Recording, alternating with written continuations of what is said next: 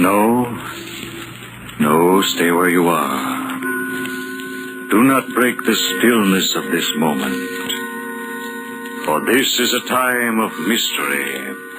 A time when imagination is free and moves forward swiftly, silently.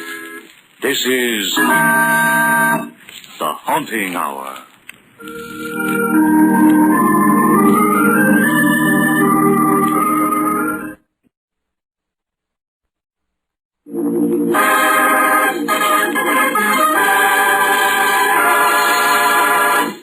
The people in the house.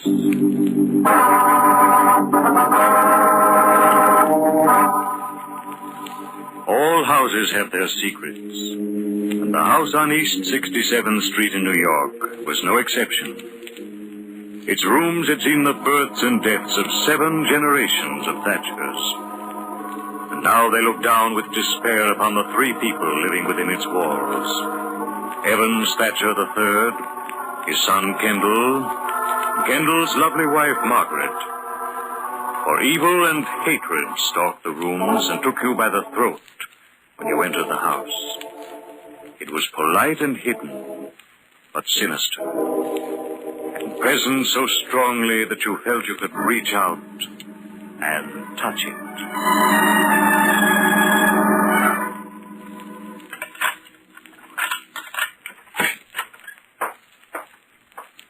Margaret, come in, my dear. I've been waiting for you. Oh, I didn't know you were home. Aren't you forgetting something, my dear? I didn't know you were home, Father. That's much better, Margaret. I only ask that you behave as any daughter should to a father-in-law. Where's Kendall, Father? My dear, Kendall is only my son, but he's your husband. I'm surprised you should ask me his whereabouts. Most wives of my acquaintance are... All right, Kendall isn't home. Let's stop acting. My dear child, I've never acted with you. It is you who pretends to like me. I take little pains to conceal my dislike of you. I hate you. I hate you more than I believed I could ever hate another human being. And if it weren't for Kendall... Why don't you divorce Kendall, my dear? I'd gladly pay for it. Kendall isn't the proper husband for you. You should have married a strong young detective. There was a suitable match for you. By the way, what was his name? Walters. Larry Walters. Oh, yeah. I remember the name perfectly. Father. And I didn't marry him because I was in love with Kendall. Oh, come now, my dear. We both know the truth. You could hardly marry a representative of law and order if you told him the truth about yourself. But after tonight, why, I imagine that difficulty should be solved. Oh, you're completely vile. But there's one thing you've never understood. A mind like yours can't understand it. I love Kendall more than I hate you. And I'm not going to leave him alone with you so that you can ruin him completely. Too bad that you can't afford to move out of my house into an apartment of your own, isn't it? I'm sure that if Kendall could get a job and support you, you'd be deliriously happy. Yes, I would. But you've taken good care to see that Kendall is too weak to go out in the world, haven't you? Now, my dear Margaret... Don't think I don't know what you're doing. You've hated Kendall since the day he was born and deliberately set out to ruin him by giving him everything he wanted. You've made Kendall so completely dependent upon you that he's afraid to leave. You've pampered him so that he's fit for nothing. You're insane. No, I'm not. I'm perfectly sane. I'm willing to stay here and fight you till I've made a man out of Kendall. We both walk out of this house together with our heads up. And I'll see you both dead and rotting first. Oh, good evening, Kendall. Did you take my message to the club? Yes, Father. Mr. Ainsley said there was no reply. Oh? Hello, Margaret. Hello, darling. Well, aren't you even going to kiss me? I haven't seen you since this morning. You bet I am. Nonsense, Kendall. Stop acting as if you were a newlywed instead of behaving like a man who's been married a whole year. Well, my mother and father were married 22 years, and he kissed her every night when he came home. There. You see, Father, kissing your wife. Kendall, come along upstairs. I want to talk to you. My dear Margaret, you'd better change. We're dining with some friends of mine. But Kendall and I had planned to eat home tonight, Father. Did you? I don't very well see how you can. I left instructions that there was to be no marketing today and gave the servants the night off. Are you coming, Kendall? Yes, Father. I'll see you later, Margaret. I hate you, Evans Thatcher. I hate you. I wish you were dead.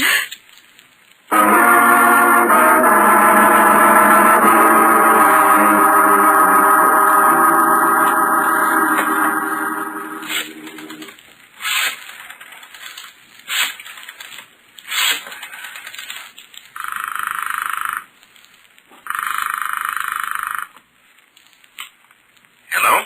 Larry, is that you? Margaret, what is it? What's the matter? Larry, I've got to see you. Foolish child. I must have a wrong number. No, you haven't, Margaret. You're in trouble. I'll be right over. No, you mustn't. You mustn't. Goodbye. Well, are we all ready? Margaret, you look beautiful in that dress. I'm afraid that the dress will have to go back, Kendall. But, Father, why? You said yourself... I changed my mind. I will not pay for it. I don't want you to pay for it. I didn't ask you to buy it. Oh, Kendall. Kendall, can't you see what he's doing to us? I don't want him to pay for anything of mine, ever. Kendall, please. Please, let's get out of this house now. Margaret is hysterical, Kendall. She doesn't know what she's saying. She's just done something very stupid and childish, for which I'm afraid I must punish you, Kendall. No, I'm not going to stand by and see this again. You're not Come going here, to... Kendall. I'm sorry, Father, really, I'm sorry. I mean it. I'll never do it It's again. a little late for that, my dear. Come here, Kendall. You can have the telephone taken out, I promise. Please don't hit Kendall.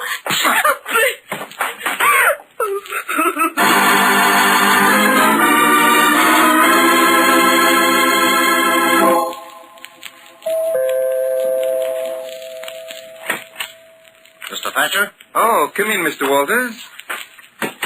It was thoughtful of you to telephone, let me know you were coming. It enabled me to open the door myself. I don't like to let the servants know that I have detectives calling on me. Oh. You don't like detectives, Mr. Thatcher? Not in my house. As a matter of fact, though, I've been expecting a call from you for a few days now, ever since Margaret was so foolish as to telephone you the other night. As a matter of fact, Mr. Thatcher, that's just the reason for my visit. Margaret didn't sound at all well to me. Very observant of you, Mr. Walters. Margaret isn't well. She's a neurotic. That's funny. When I knew her, she was a perfectly healthy young lady. Perhaps. But now she's definitely neurotic. Then, of course, you've put her under the care of a physician. I dislike your attitude very much. Are you implying that my son and I aren't treating Margaret properly? Because if you are, you can get out now. Actually, you have no right in this house. I received you because I wanted to show you that there was no reason for Margaret's call to you the other night. Now I shall let you see Margaret. You can hear from her own lips what I've been telling you. Yeah, I'd like to see her. If you'll excuse me, I'll go up and bring her down myself. Thanks. I won't offer you a drink. However, the radio is over there if you wish to turn it on. It may help you pass the time.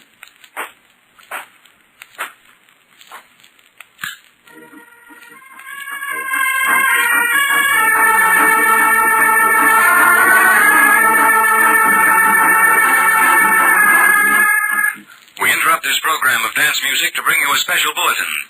Dandy Jim Carrey broke out of the death house a little over 4 hours ago. Holy mackerel. With only 2 days before his execution, Dandy Jim became the first prisoner ever to escape from the death house. The police have thrown a dragnet all over the country and promise a speedy arrest. Keep tuned to this station for further details.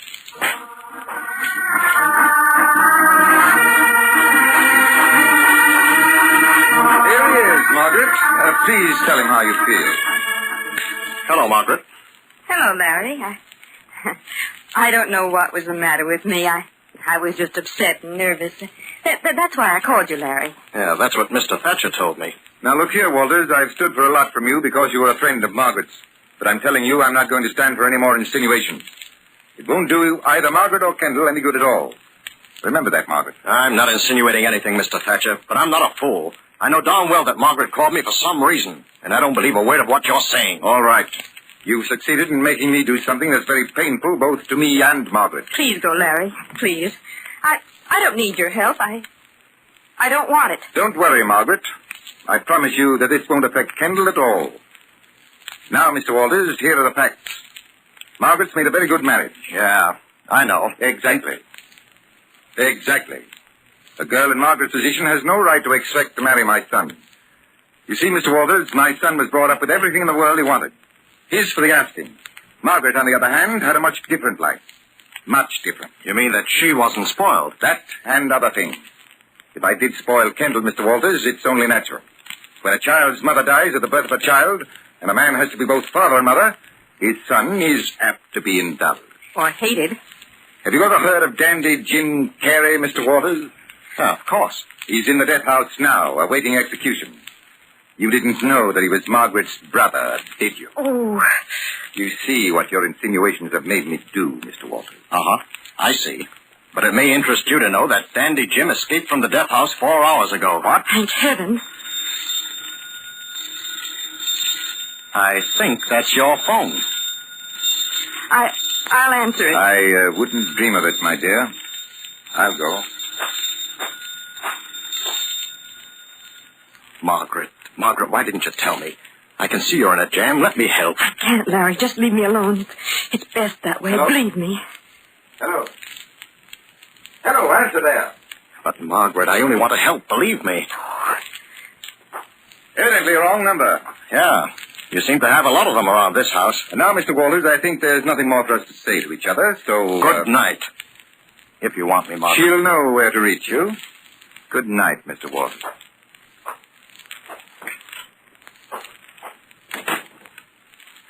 And now, my dear, we'll wait for the telephone to ring again. Only this time, when Mr. Walters isn't here, you will answer. No. No, I won't. I think you will. Won't you, my dear? I think you will. Won't you, my dear? It's Kendall. I want Kendall. Kendall won't help you. He never will. Stop it! Stop! Certainly. All you have to do is to pick up the telephone and say what I tell you. Well, you wouldn't want to disappoint your brother, would you? He desperately wants to get in touch with you. All right.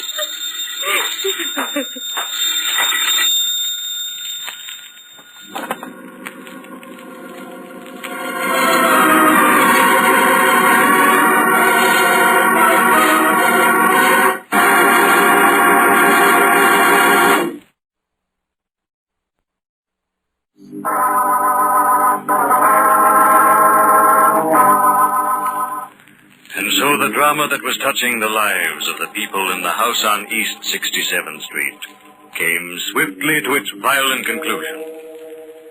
Evans Thatcher III was determined to dominate and rule his son Kendall at all costs. Hating his son from the day he was born, bringing him up a weakling by pampering him, he resented Kendall's marriage to Margaret Carey, a beautiful and strong-willed girl who was determined to break Evans Thatcher's hold over his son.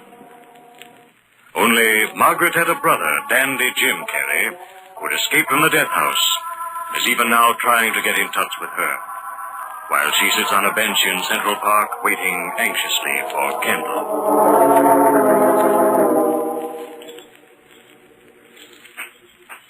Oh, Margaret, I'm sorry I'm late. I tried to get away, but Father... I know, darling. Sit down here right next to me on the bench. Oh, the park's beautiful at night, isn't it, Kendall? Gee, I look forward so much to sitting here quietly with you. It's the only time in the whole day that I'm happy. Do you think that's right, Kendall, darling? Huh? What do you mean? Well, that two people so much in love and married should live, be only happy when they can sneak away from the house they live in to sit in the park and hold hands. Oh, Margaret. I know. I'm no good. Why don't you leave me? Oh, stop saying that, Kendall. Don't you realize that's just what your father wants? I know, but there is just nothing I can do about it. But there is. You're going to have to make a decision, my darling. You're going to have to come away with me. I want to. So much. But I'm scared. We'll starve, Margaret. Oh, we won't. I tell you, we won't. It's hopeless. Do you think that I could stand watching you work and support me? You wouldn't have to. You could go to work. I want to. But you know what happened when we tried it once before. Father saw to it that no one would hire me. And if I did get a job, he had me fired. Oh, we made a mistake. We'll have to leave New York. Where will we go? What difference does it make? We'll be together, and and we'll be happy. But you won't have anything. I don't care so much for myself, but I couldn't stand it for you. That's not true, Kendall. Do you mean I'm lying? You mean that I really don't want to go with you? I mean that you're afraid to face the facts. You have no reason to be afraid for me. I wasn't wealthy before I married you, and I wasn't unhappy. I am now. I won't be because I love you very much if we go away together. I don't care how little we have as long as we're people, living together, supporting ourselves and away from your father. Margaret, I will. We'll go away. We'll never see my father again. Oh, Kendall. Kendall, darling. Oh, when will we go, Kendall? Tomorrow? No, we'll have to make plans. Why? Your mind is made up, isn't it? Of course it is, but we can't just pack up and go like that. Why not? Well,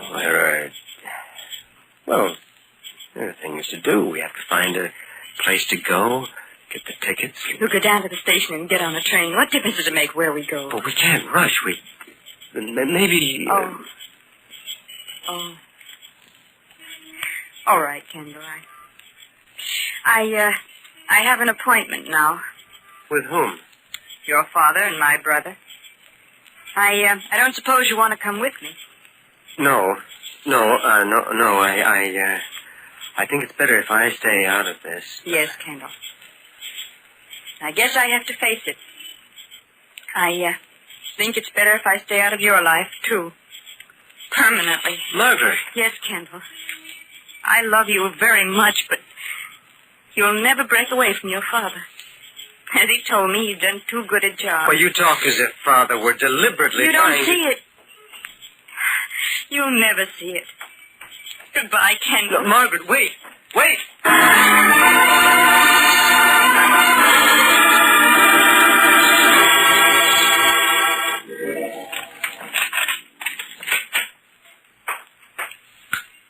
Come in, Margaret, my dear. It's cozy in here. Why did you make me tell Jim to meet us here? It's an ideal place, my dear.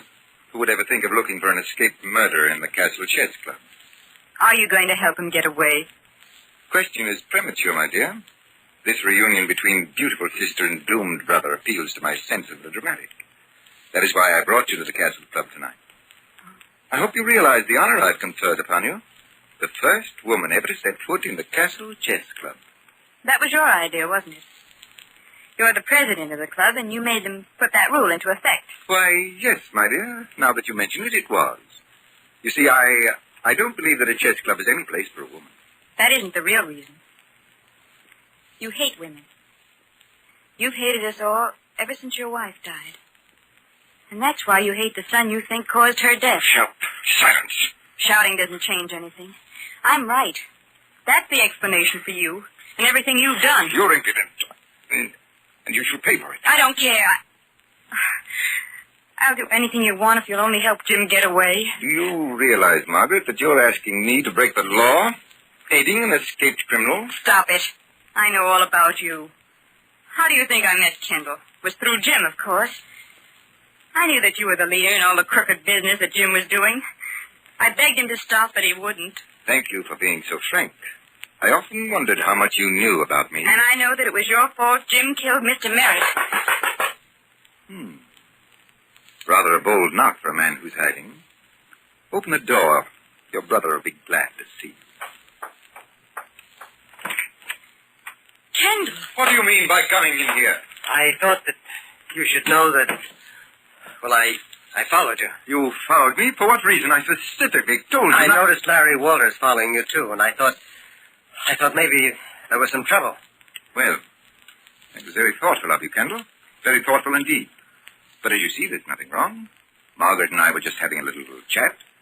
You can go now. Did you hear me, Kendall? I said you can go. I heard you, Father. Kendall, I want you to stay. You'll regret this, my dear Margaret.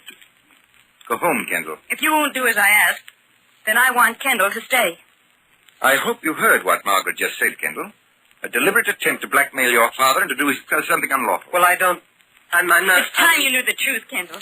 We've been married a whole year, and if you're ever going to become a worthwhile person, now is the time. Margaret. You can't stop me now. I'm going to tell him. Kendall, you can prepare yourself for some vicious lies. Kendall, you're going to have to be strong enough to face the truth. Your father is a blackmailer. I don't believe it. No, Margaret. It's true. After your mother died, when you were born, Evans Thatcher became a bitter, rotten old man. He used his position and his reputation to find out things about people, and then he blackmailed them. Ridiculous. But Margaret, Father didn't need money. He liked to hurt people, to see them squirm. He wanted to hurt the world because he'd been hurt. Kendall, she hates me so much she's trying to poison your mind against me. She hasn't one iota of proof. You covered your tracks well, didn't you? You had my brother Jim do all the dirty work for you. Didn't you ever wonder, Kendall, what business affairs your father and Jim could possibly have had together? Well, it did seem kind of peculiar. Kendall, go home. Let me handle this. I'll explain everything to you in the morning. My word of honor. But, Father... You have my word. Go home.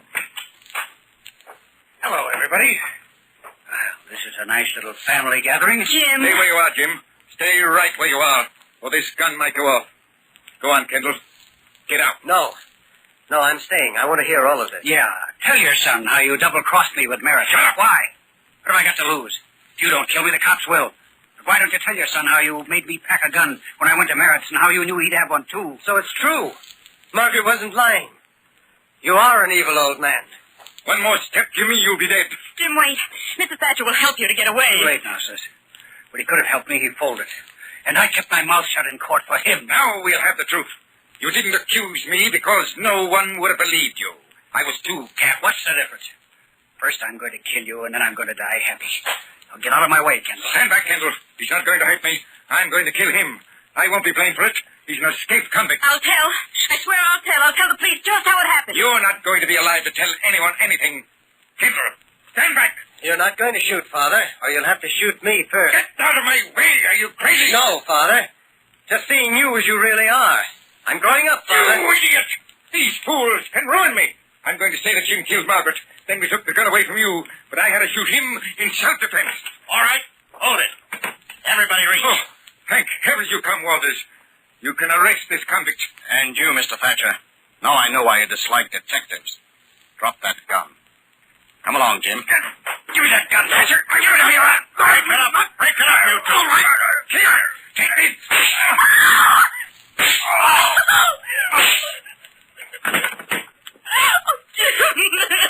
Jim, darling. It's all right, sis. It's better this way. You all right, Jim? I'm okay. I'll be dead a little quicker than you thought. And, well, thanks for getting Thatcher for me. I didn't get him for anybody. He took a shot at Margaret. Thanks, anyway.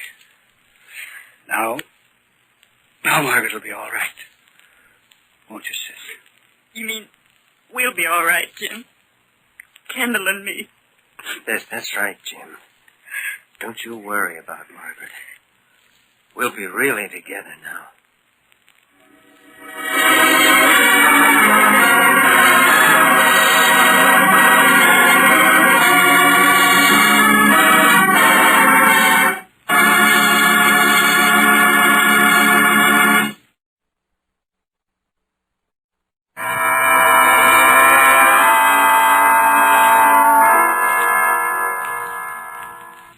From shadows and stillness, mystery weaves a spell of strangest fascination, charging the mind with doubts and fears.